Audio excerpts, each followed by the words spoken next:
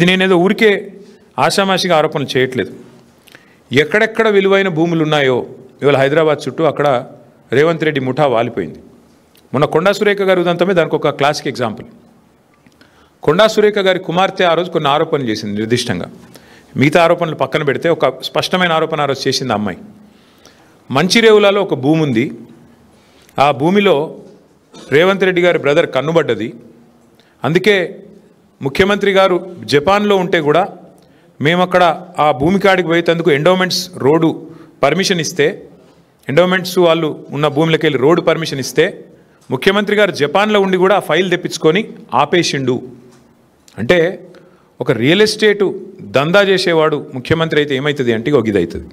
ఇలా ఆయన ఆలోచన అంతా కూడా భూముల చుట్టూ, భూమి చుట్టే పరిభ్రమిస్తూ ఉన్నది. ఇవాళ జరుగుతున్నది ఏంటి అంటే పక్కన బుద్వేల్లో మూసీ ప్రాజెక్టు పేరు మీద అక్కడ కుంభకోణం, అట్లాగే మెట్రోలో భూమి మీద కన్నేసే మెట్రో CFOని బెదిరించి L&Tని మెట్రోలోకి వెళ్ళి ఎలగొట్టిండు.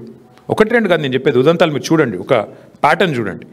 సెంట్రల్ యూనివర్సిటీ భూముల మీద కన్నేసి అక్కడ విద్యార్థుల మీద అక్కడ అసలు మొత్తం బుల్డోజర్లతో అర్ధరాత్రి పోయి మొత్తం 400 ఎకరాల మీద కన్నేసి అక్కడ అరాచకం చేసిండు. అప్పుడు సుప్రీంకోర్టు ఆపింది.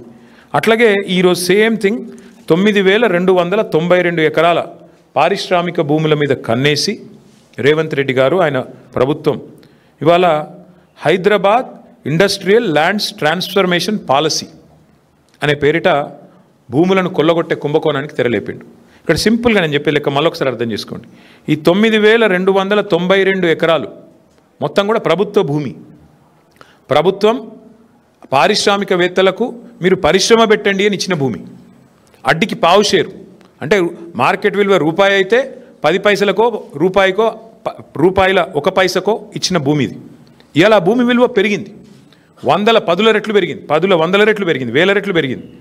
పెరిగిన ఆ భూమి విలువను, పెరిగిన ఆ భూములను ఇవాళ ATMగా దాన్ని పేటీఎంగా మార్చుకునే ప్రయత్నమే రేవంత్ రెడ్డి గారు చేస్తూ ఉన్నారు.